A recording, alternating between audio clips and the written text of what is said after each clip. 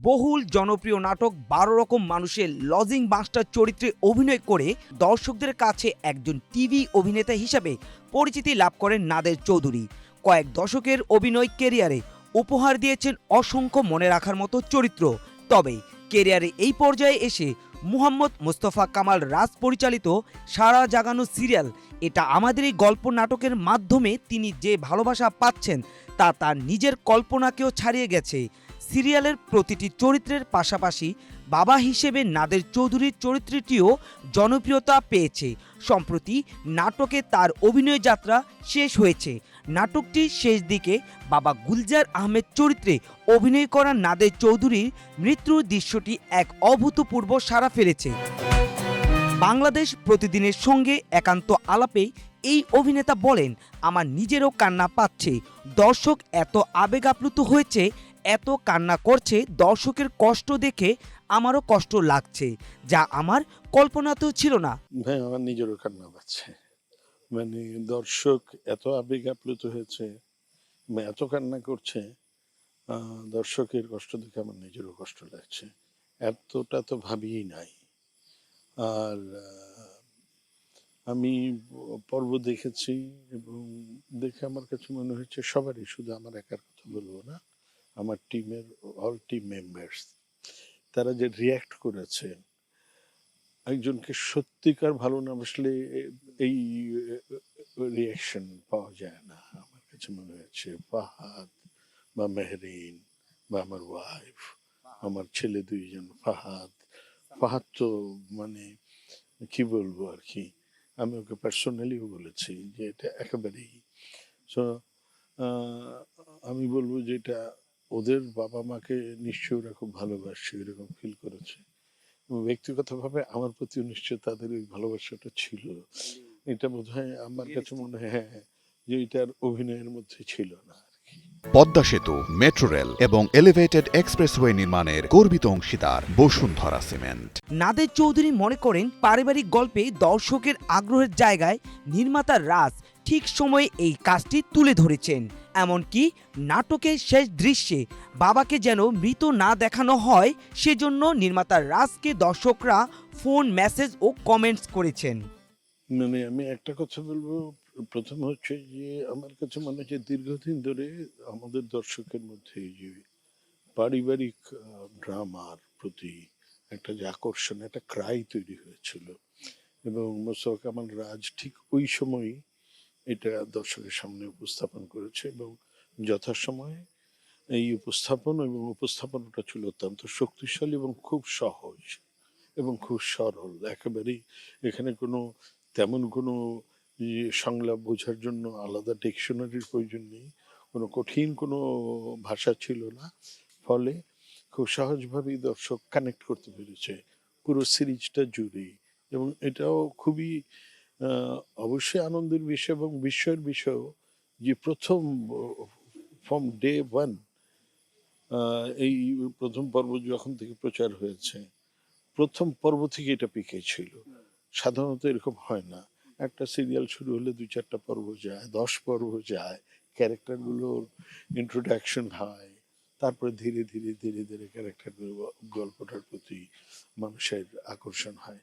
কিন্তু এটা প্রথম পর্ব থেকেই এটা আকর্ষণ ছিল এবং ডে বাই ডে এটা বেড়েছেই, কমেনি। ৪৯তম পর্বে সেটা একেবারেই তুঙ্গে উঠে গেছে। আমাকে যেমন রাজ ডিরেক্টর, সে বলেছে আমাকে কত মানুষ মেসেজ করেছে বাবাকে মারবেন না, এবং দরকার হলে আমরা জানি যে আপনি হয়তো শুট করে ফেলেছেন, আমরা টাকা দিব, আপনি রিশুট করেন, বাবাকে বাঁচিয়ে রাখেন বলে। এগুলো যে কত আপনাদেরকে তো আমি বলি নাই এগুলো। তো এইরকম একটা ক্রাই তৈরি হয়েছিল। তবে এটা অভাবনীয় অভাবনীয় অভাবনীয়। এই সাফল্যকে দীর্ঘদিনের কাজের চর্চার একটি ফসল মনে করছেন। সময়ের সঙ্গে তাল মিলিয়ে তরুণ গ্রুপে নিজেকে যুক্ত রাখার সিদ্ধান্ত নিয়েছেন তিনি এবং তার কাজের সুফল পাচ্ছেন।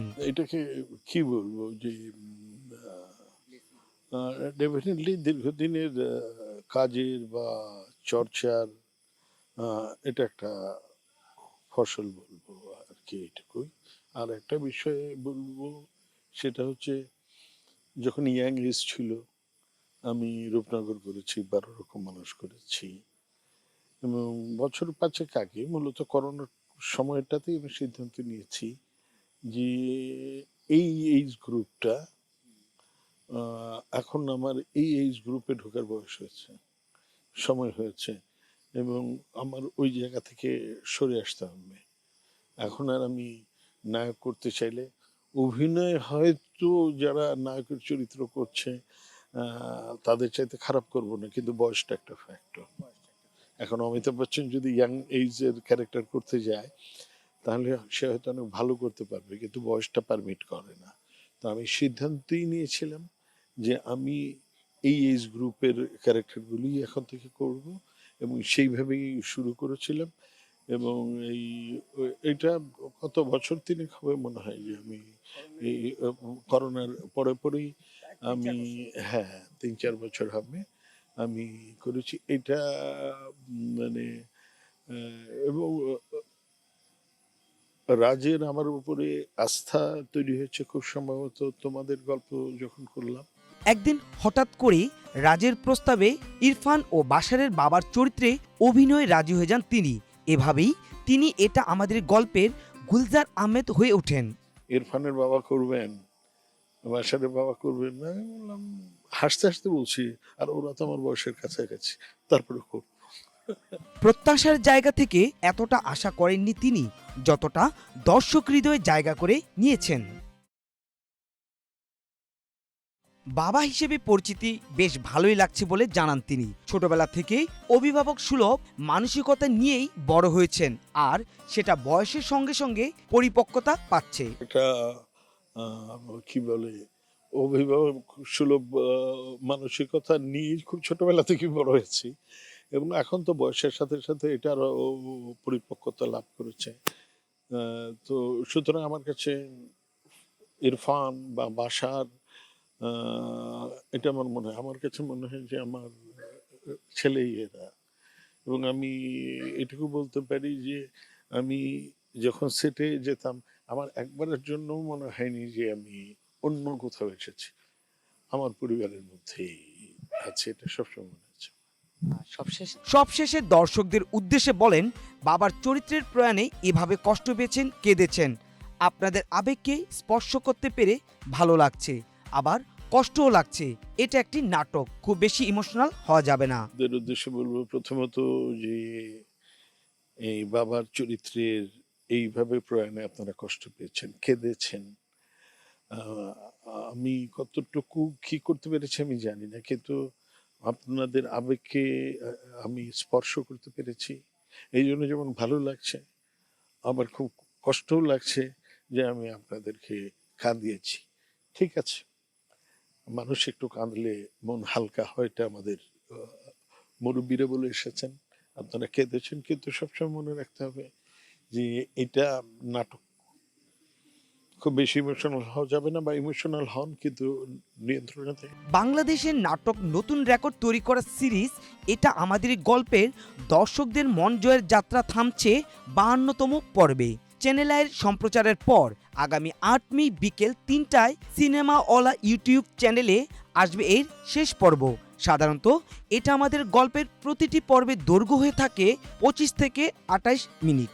তবে সাধারণভাবে নয়, দর্শকদের জন্য উপহার হিসেবে শেষ পর্বের দৈর্ঘ্য থাকছে 92 মিনিট। রুমান রয়, বাংলাদেশ প্রতিদিন।